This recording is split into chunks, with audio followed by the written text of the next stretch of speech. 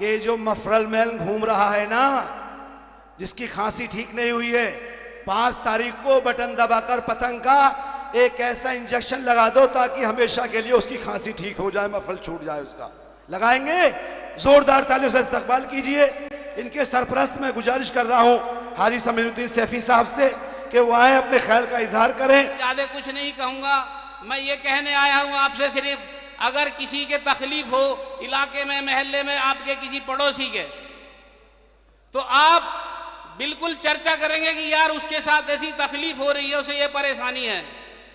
मस्जिद में जाएंगे तो दुआ करेंगे अल्लाह ईमान वालों का साथ दे दे, ईमान वालों को ये कर दे। ऐ मेरे दोस्तों, मेरे भाइयों, नौजवान साथियों, मैं आपसे कहना चाहता हूं, क्या दुआ राहुल गांधी के लिए करते हो तुम? क्या दुआ केजरीवाल के लिए करोगे तुम? अरे दुआ तो तुम करते हो अपनों के लिए। अब जब तुम मस्जिद में कह सकते हो तो अपनों के लिए, अपनों से इलेक्शन के बारे में दूरी क्यों हो जाती है? मैं आप लोगों से कहना चाहता हूं, बहुत सारे लोग आपके बीच, कोई कहेगा झाड़ू भारी हो रही है, कोई कहेगा कांग्रेस भारी हो रही है। अरे भारी और हल्के तो तुम करने वाले हो। अगर तुम चाहोगे तो जिसको वो भारी और वो हल्का होगा। मैं आप लोगों से कहना चाहता हूं, तुम भारी हो जाओ, नेता को छोड़ दो। इन नेताओं का काम है भड़काना। हर आदमी जो जिस पार्टी से जुड़ा है अपने आप को भारी और मजबूत, वजनदार बताएगा। मैं आप लोगों से कहना चाहता हूं, अगर कोई इलाके का नेता, मैं दलाल तो नहीं कह सकता क्योंकि वो भी अपने भाई है, चाहे वो तुम्हें भड़का रहे हैं या अच्छा बुरा कह रहे कि कौन भारी कौन हल्का है, मैं आप लोगों से कहना चाहता हूं, उनकी बातों को इग्नोर कर दो।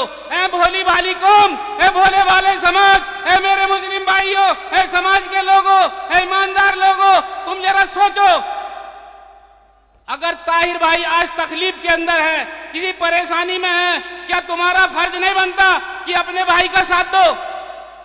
क्या तुम्हें थोड़ा सा सोचने की जरा सी हिम्मत करो? अपने पड़ोसी से कहो कि भाई हम हार नहीं रहे, हमारा दिल दिमाग जो है जीत की तरफ है, तुम अपना वजूद बनाओ, इंशाअल्लाह तुम जीतोगे, तुम्हारा समाज जीतेगा, ताहिर भाई जीतेगा तुम्हारे वोट से। उनके बच्चों के आंसू, क्या पता अल्लाह सुन ले, उनके बच्चों के आंसू, जगह जगह रो रहे हैं, वो जगह जगह अपनी भीख मांग रहे हैं। क्या है मेरी कौम, ऐ मेरी कौम के लोगों, तुम जरा सोचो। अरे जब मस्जिद में जाते हो, जब कहते हो अगर ये वोट का ये वो हथियार है, ये न तीर है न तलवार है, ये वोट तुम्हारा अधिकार है, यही वो हथियार है जिससे तुम अपना राजा पैदा कर सकते हो, अपने मंत्री जिता सकते हो, अपने एमएलए जिता सकते हो, जो भी चुनाव जिसमें भी अपने निगम पार्षद जिता सकते हो, लेकिन तुम अपने वोट का सही इस्तेमाल करो। और मैं आप लोगों से कहना चाहता हूं कि आज ये मौका है, कल को फिर पछताना ना पड़े कि भाई उसको इतने वोट पड़ गए, कांग्रेस थोड़ी सी वोट ले गई, ये काम खराब हो गया, झाड़ू थोड़े वोट ले गई, ये काम खराब हो गया। फिर बाद में कहोगे कि अगर सारी वोटें इकट्ठे होकर के ताहिर भाई को कह देते तो शायद सीट निकल जाती, फिर बाद में पछताओगे तुम। तो मैं आप लोगों से कहना चाहता हूं, किसी के भरम में मत आओ, किसी के शिकायत में मत आओ। अरे नेता जो कर रहे हैं उन्हें करने दो, वो भी तुम्हारी कौम के लोग हैं, उन्हें भी अगर थोड़ी बहुत शर्म आएगी तो वो भी कह देंगे यार ताहिर भाई को जिताओ। मैं कहूंगा वो भी कह दे, अगर तुम्हें भी खुदा का वास्ता, अगर ईमान वाले हो तो अंदर से कह दो ताहिर भाई को जिता दो। है मेरे भाइयों, ताहिर भाई को जिताना, मैं ये कहता हूं कि आप लोग चाहे मुस्तफाबाद विधानसभा में हो, तुम्हारा कोई रिश्तेदार ओखले में हो, उनसे भी कहो कि भाई अगर कोई हारा या जीता, अगर केजरीवाल हारेगा, उनका कैंडिडेट हारेगा तो कोई फर्क नहीं पड़ता, आज भी वो उसी लाइन में खड़े हैं। अगर राहुल गांधी का कैंडिडेट हारता है तो राहुल गांधी पे कोई फर्क नहीं पड़ता, क्योंकि वो भी उसी जगह जाने वाले हैं। सब मिले जुले हैं, सब मिलजुल के काम कर रहे हैं। मैं आप लोगों से कहना चाहता हूं, अगर ताहिर भाई या ओखले की सीट हारती है तो तुम सारा समाज हार जाओगे, ओवैसी साहब को हरा दोगे और फिर पछताओगे। तो इसलिए मैं आपसे कहना चाहता हूं, ये जो 5 तारीख है, ये आपके लिए बम का, गोली का, हथियार का काम नहीं, ये आपके अपने अधिकार की बात है। इसको वोट दो, किसी तीर तलवार चलाने की जरूरत नहीं है। तुम्हारा कैंडिडेट जीत जाएगा, तुम जीत जाओगे। 5 तारीख को पतंग के निशान पे मोहर लगाओ।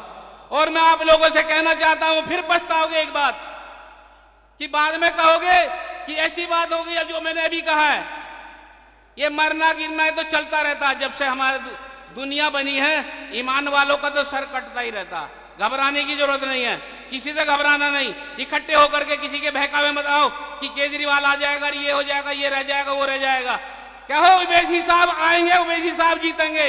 अगर ताहिर भाई या शफीकुर रहमान जीतते हैं तो उवैसी साहब जीतते हैं, जो तुम्हारी आवाज तुम्हारे मैदान में पार्लियामेंट में लड़ते हैं। और मैं कहता हूं आप लोगों से, फिर सुन लो मेरी बात, जमीन पे मैदानों में जरदार लड़ते हैं, सुन लेना, फिर पछताओगे बाद में। जमीन पे मैदानों में जरदार लड़ते हैं, बेजर का खुदा हाफिज, और आसमानों में परिंदे परवार उड़ते हैं, बेपर का खुदा हाफिज। अगर तुमने ये मौका गवा दिया ना, ये फिर तुम इसी तरह से पछताओगे। मैं आप लोगों से गुजारिश करता हूं, हाथ जोड़ कर बहुत इंतजा के साथ गुजारिश करता हूं कि मेरे भाइयों, इन नेताओं के चक्कर में मत पड़ो, तुम जीत रहे हो इंशाल्लाह। बच्चा एक गली में जाए, ये भीड़ की जरूरत भी नहीं है, एक घर में जाओ, ये सबका काम है। ताहिर नहीं, तुम सब ताहिर हो, तुम सब वैसी हो। एक घर में जाओ, माँ बहन बेटियों को समझाओ, अपने अपने भाइयों को समझाओ कि किसी के कहने में मत आओ, और 5 तारीख को पतंग का बटन दबाओ और ताहिर भाई को जिताओ। और मैं आप लोगों से फिर ये कहना चाहता हूं, फिर पछताओगे आप, इसलिए मत अपनी मजबूती से काम करो। ये थोड़े 2-4 दिन का टाइम है। गैर परों से उड़ सकते हो, गैर परों से उड़ सकते हो हद से हद दीवारों तक, गैर परों से उड़ सकते हो हद से हद दीवारों तक। अंबर तक तो वही उड़ेंगे जिनके अपने पर होंगे। मजबूत हो जाओ। खुदा हाफिज। अस्सलाम वालेकुम। सोशल नेटवर्क ऐसी चीज है कि अगर हम 2000 लोग हैं तो हम 2 लाख लोगों तक वो अपनी बात पहुंचा सकते हैं। फेसबुक के जरिए, इंस्टा या एक्स, ट्विटर के जरिए। तो लाइव कीजिए हर इंसान की बात, जो यहां तक नहीं आ सकी हमारी माता बहनें, तो ये बात हमारी पहुंचनी चाहिए। उसके बाद मैं बात करूंगा, जब भी कहीं चुनाव होता है तो सबसे पहले उन जिम्मेदारों को पकड़ा जाता है, उन ठेकेदारों को पकड़ा जाता है जिनके हाथ में चंद वोट होते हैं। वो ठेकेदार उनसे बात करते हैं, फिर छोटे ठेकेदारों से बात होती है। किसी को पद की लालच दी जाती है तो किसी को पैसे से तोड़ा जाता है। तो फिर उन ठेकेदार का काम होता है कि वो गली गली जाकर लोगों को बहकाते हैं। कभी वोट परसेंटेज से बताएंगे कि ये 30% है, बगैर हिंदू वोटों से हम नहीं जीतेंगे। तरह तरह के वो अपने वफादारी का काम करेंगे। तो किसी के बहकावे में नहीं आना। हम लोगों के पास अक्ल है। कल एक जनसभा हो रही थी, वहां पर एक शख्स कहने लगे, यार हम 22% है, कैसे जीत जाएंगे? अल्लाह के बंदे, अल्लाह ने ये दिमाग दिया है आपको, उसका इस्तेमाल कीजिए। 15 साल से मुस्लिम ही विधायक होता है इस मुस्तफाबाद में। तो मेरा कहने का मकसद ये था कि अभी 5 साल बाद मेरा एक शख्स, मेरा दोस्त जो जामिया स्टूडेंट है, वो आया, पैरोल पे आया हुआ, उससे मुलाकात हुई तो फिर जख्म हरा हो गया मेरा। मैं तो भूल चुका था थोड़ा इस पार्टी को, लेकिन उससे मिलके कि 23 तारीख में जब दिल्ली 2020 में फसाद होता है तो वो लड़के जामिया के अरविंद केजरीवाल, जिसे आप अपना मसीहा समझते हो, वो उनके पास जाते हैं तो उनकी बात नहीं सुनी जाती। वो कहते हैं कि आप एलजी को लेटर लिखिए, जो फसाद जब तक शुरू नहीं हुआ था कि दिल्ली में दंगे रुक सकते हैं, ना ही हिंदू मरता ना ही मुस्लिम मरता। लेकिन वो लोग, वो मुख्यमंत्री उल्टा उन पर वाटर कैनन द्वारा भगा दिया जाता है। फिर स्टार्टिंग होती है 24 और 25। 24 और 25 वो तारीख गवाह है जब सबसे ज्यादा जाने गई, सबसे ज्यादा मसाजिदों को नुकसान पहुंचाया, सबसे ज्यादा घर डूबे, दुकानें लूटी। तो एक मुख्यमंत्री चाहता तो बहुत कुछ रुक सकता था।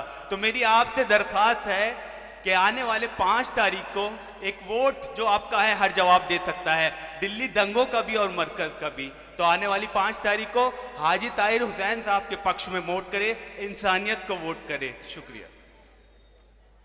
बहुत शुक्रिया। मैं चाहूंगा भाई बिट्टू साहब, वसीम बिट्टू साहब से गुजारिश है, नौजवान आपके क्षेत्र का, आपके बीच का, जोरदार तालियों से इस्तकबाल कीजिए। अस्सलामु अलैकुम रहमतुल्लाहि व बरकातुहू। दोस्तों, मैं कोई नेता नहीं हूँ, ना मेरे पे भाषण देने आते हैं। मैं यहाँ की जो मुद्दे हैं मुस्तफाबाद की, उस पर बात करना चाहता हूँ। ये मुस्तफाबाद विधानसभा में आज तक जो भी आया है वो बाहर से ही आया है मेरे दोस्तों। पहले हसन अहमद साहब आए, फिर हाजी यूनुस साहब आए और उसके बाद अब ये आदिल अहमद आए। मैं आप सभी को बता देना चाहता हूं कि पास में ही सिलमपुर विधानसभा है और तुम्हारा ओखला है और बहुत सारी ऐसी विधानसभा है जहां पे जमीनी जो वहां का रहने वाला है सिर्फ वही लड़ता है। और मुस्तफाबाद विधानसभा को इन्होंने अनाथ आश्रम समझ लिया है, जो चाहे आता है और गोद ले लेता है। तो भाई यहां जो नेता है वो क्यों आगे बढ़ चढ़ के क्यों नहीं आते? अब ये जो भाई साहब आए हैं ये बहराइच से आए हैं और बहराइच यहां से 650 किलोमीटर दूर है।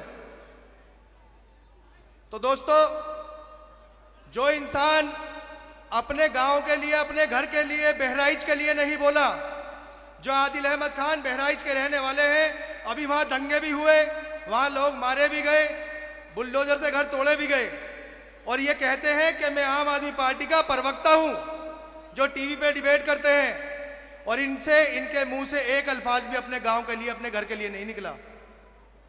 तो दोस्तों, कल को कोई मुसीबत मुस्तफाबाद पे आने लगी तो ये यहां के लिए बोलेंगे क्या? अब आप ये बताओ, आज से पहले दिल्ली दंगा हुआ, केजरीवाल के 5 मुस्लिम विधायक यहां पे हैं दिल्ली में। उन 5 मुस्लिम विधायकों में से कौन सा बोला ये बताओ? कौन से ने आके आपकी मदद की? और बल्कि घर में दुपक्के बैठ गए कि हमारी जान को खतरा हो सकता है। और दंगा किसने झेला? यहाँ की आवाम ने झेला। और आप देखते होंगे जो ओवैसी साहब के जो जितने भी विधायक हैं, आए दिन उनकी वीडियो आती रहती है, माशाल्लाह छाती चौड़ी करके सामने खड़े हो जाते हैं, बोलने वाले मर्द मुजाहिद। और ये लोग जितने भी हैं ये सब चूड़ियां पहन के अपने घर में बैठ जाते हैं। क्यों जी भाई साहब, सही कह रहा हूं ना? तो दोस्तों, ऐसे आदमी को जिताओ जो तुम्हारी आवाज बन सके। और ये पार्टी जो है ना, ये खुली आजादी देती है। और अगर केजरीवाल वाले विधायक बोलेंगे तो केजरीवाल पीछे से कह देगा, बेटे चुप हो जा, मेरी जो हिंदू वोटें हैं वो कट जाएंगी। और दोस्तों, आजकल इन्होंने एक भ्रम फैला रखा है कि भाई जो हिंदू वोट लाएगा वो जीतेगा। आपने सुना होगा, ये मुद्दा यही फैला रहे हैं अब कि जो हिंदू वोट लाएगा वो जीतेगा। मैं आपको बता दूं, चुनाव आयोग ने जो आंकड़ा दिया है अभी 3 दिन पहले, उसमें 48 पॉइंट कुछ मुसलमान हैं, 48 पॉइंट कुछ। ये दंगों के बाद जो है यहाँ की आबादी बढ़ी है, जो हमारी ब्रजपुरी है उसमें आधे से ज्यादा मुसलमान भाई रहते हैं आज। और ये दयालपुर की आधी से ज्यादा गलियां मुसलमान भाइयों से भर चुकी है। और दुनिया भर के फ्लैट बने यहाँ पे मेरे भाई। तो आप खुद बता दो अपने दिल पर हाथ रख के, यहाँ पे आबादी ज्यादा हुई है या नहीं हुई है? तो दोस्तों, ये आंकड़ा बताते हैं 39.5, जबकि हम हैं 48 पॉइंट कुछ। और जो हमारे हिंदू भाई हैं वो है 51% कुछ। तो दोस्तों, वोटिंग परसेंटेज हमेशा मुसलमान ज्यादा करता है। और हाजी यूनुस के चुनाव में 76% वोटिंग हुई थी जो मुसलमान भाइयों की थी, और जो हमारे हिंदू भाई थे उनकी 60% के आसपास हुई थी। वो इसलिए होता है कि मुसलमान जो है ना, त्योहार की तरह बनाता है इसको। ये जो वोटिंग का दिन होता है ये त्योहार की तरह होता है मुसलमानों के लिए, और बढ़ चढ़ के हिस्सा लेते हैं। तो दोस्तों, अगर आप सब मिलके ताहिर हुसैन साहब को ज्यादा से ज्यादा वोट दोगे, और वोटिंग परसेंटेज आपने अगर 76 छोड़ो 75 भी पहुंचा दी ना, तो इंशाल्लाह एक तरफा जीत रहे हो। तो मेरे भाई, ताहिर हुसैन साहब को वोट दें, बहकने की कोई जरूरत नहीं है।